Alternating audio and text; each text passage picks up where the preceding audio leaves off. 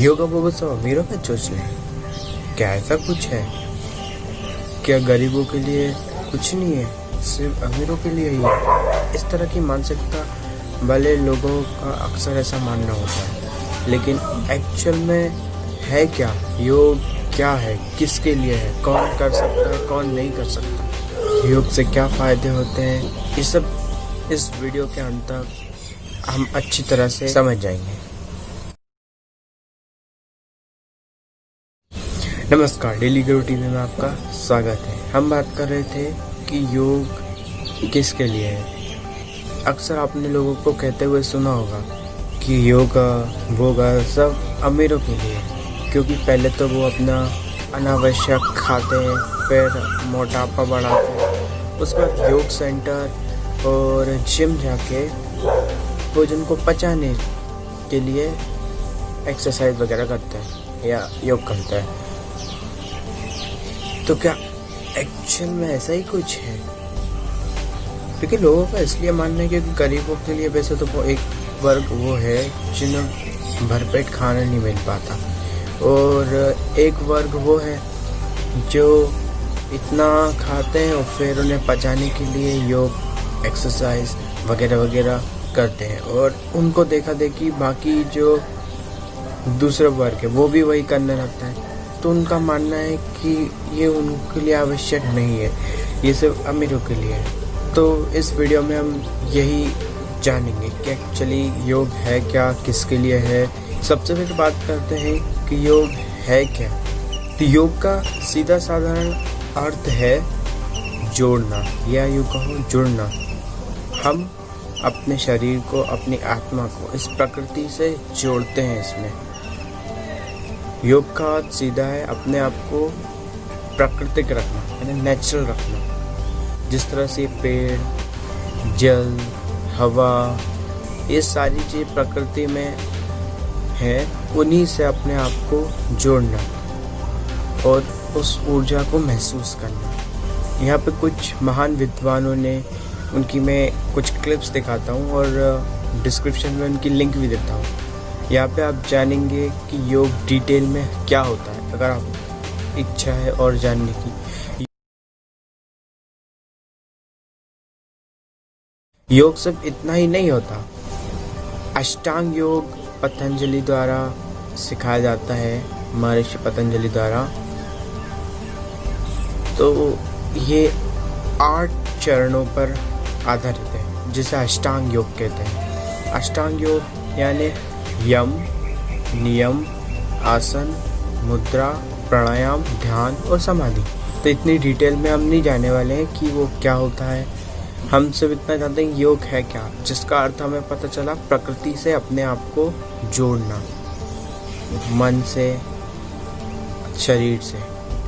तो ये होता है योग का अर्थ। फिर बात करते हैं योग के क्या क्या लाभ होते हैं। इससे योग के कई लाभ हैं, ऐसा तो है ही नहीं कि कुछ ही लाभ है, बहुत सारे लाभ हैं। पहला तो हम कह सकते हैं शरीर अपना मजबूत होता है, हमारा जो मन है वो स्थिर रहता है, और हमारी कंसंट्रेशन पावर, यूँ करो एकाग्रता बढ़ती है, और कई रोगों से मुक्ति मिलती है, या यूँ कहो हम कई सारे रोग या दर्दों से योग करने वाले मुक्त रहते हैं। इसके अलावा भी और भी कई सारे इसके लाभ हैं। तो आपको सारे पढ़ने के लिए क्या क्या लाभ होते हैं, कौन से चीज़ से करने से क्या होता है, ये सब के लिए लिंक मैंने डिस्क्रिप्शन में दी है। अगर आप चाहें तो वहाँ पे जाके पढ़ सकते हैं या देख सकते हैं। फिर बात आती है योग से क्या क्या हानियाँ हैं।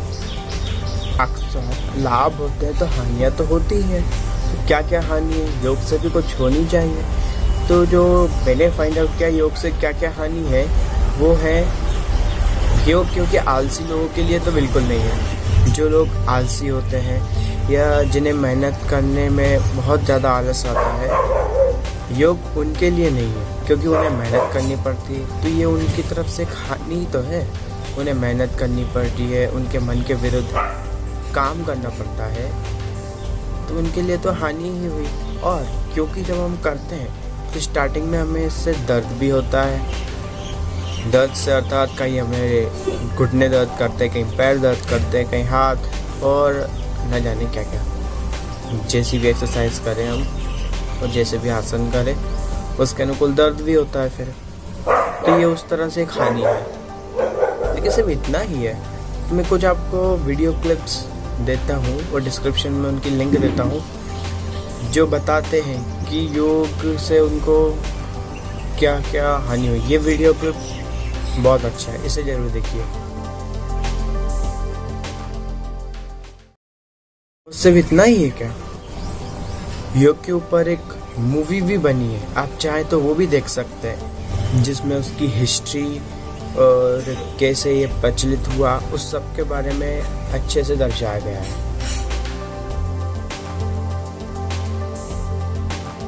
फिर बात आती है वापस से हमारे टॉपिक पे जो हम आ जाते हैं, वही जो कुछ लोगों की मानसिकता है कि ये सिर्फ भोजन पचाने की एक क्रिया है और कुछ नहीं। तो योग सिर्फ भोजन पकाने के लिए नहीं है, इससे हमारा शरीर तो मजबूत होता है, मन तो शांत होता ही है, मन एकाग्र भी होता है और हम इस प्राकृतिक वातावरण से अपने आप जुड़ जाते हैं। इस तरह से जुड़ जाते हैं कि हमें किसी भी तरह की थकान, चिंता का अभाव नहीं होता। हमारी अंदर जो एनर्जी है हम उसको फील कर पाते हैं, यानी हमें पॉजिटिविटी मिलती है। और पॉजिटिविटी आज के युग में कितनी आवश्यक है ये आप जानते ही हैं।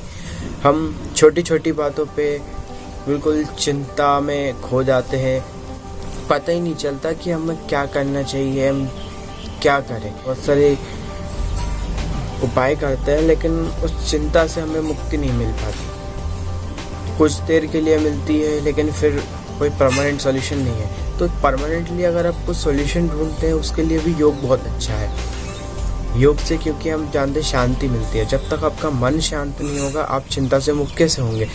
तो मन शांत होता है योग से, योग करने से। और ध्यान से तो फिर आप हमेशा फोकस रहेंगे, कभी भी भटकेंगे नहीं, आप सही डिसीजन ले पाएंगे, आपका मन स्थिर रहेगा, शांत रहेगा। तो ये कई सारे फायदे हो जाते हैं योग से। हमारी डेली लाइफ में योग के बहुत सारे यूँ लाभ हैं हमें उससे, और मदद मिलती है हमारी डेली लाइफ के कामों में।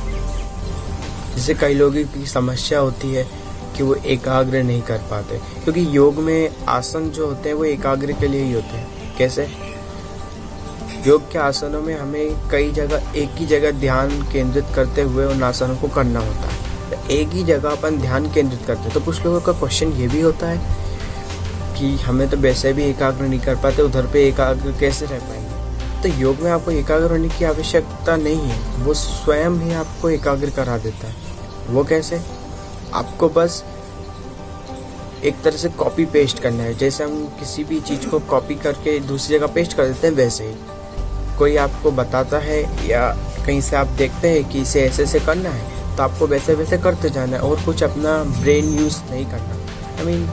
देखना ही नहीं है कि क्या हो रहा है, कैसा, सिर्फ जैसा बताते जा रहे हैं वैसा आपको करते जाना है। और एकाग्र आप स्वयं होते जाएंगे धीरे धीरे, फिर आपको पता चलेगा कि आप में कितना परिवर्तन है। इस तरह के कुछ और सारे क्लिप्स मैं आपको दिखाता हूँ और उनकी डिस्क्रिप्शन में लिंक देता हूँ कि योग ने उनकी लाइफ में क्या क्या बदला है, क्या क्या उनका परिवर्तन आया है। तो आप अगर इंटरेस्टेड हैं तो उनको भी देख सकते हैं। ये एक्चुअली अच्छी क्लिप्स हैं जिन लोगों ने जो बहुत ही चिंता में खो चुके थे, बिल्कुल ऐसा समझ रहे थे कि लाइफ में कुछ बचा ही नहीं, उन लोगों ने कैसे योग से अपनी जर्नी वापस से स्टार्ट की, जैसे उनको नया जीवन दान मिला है। कुछ लोग ऐसा ही कुछ कहते हैं, तो आप उन्हें भी देख लीजिए। इतनी खराब रही है, इतनी खराब कि ये मेरा पुनर्जन्म ही मान लीजिए। मैं 3 दिन तक डेथ बेड पर भी थी। मेडिकेशन के दौरान ही मुझे पता लगा मेरा राइट नी ओन आउट हो चुका है कम्प्लीटली। योगा करियर ऑप्शन बहुत ही ब्राइट करियर ऑप्शन है, स्पेशली इन टुडेज टाइम। 3-3 घंटे एक बार मैं चौकड़ी मारकर बैठती हूँ और सिखा सकती हूँ, जबकि मेरे डॉक्टर ने बोला था मैं कभी बैठ ही नहीं सकती। इंतजार करने वालों को सिर्फ उतना ही मिलता है जितना कि कोशिश करने वाले छोड़ देते हैं।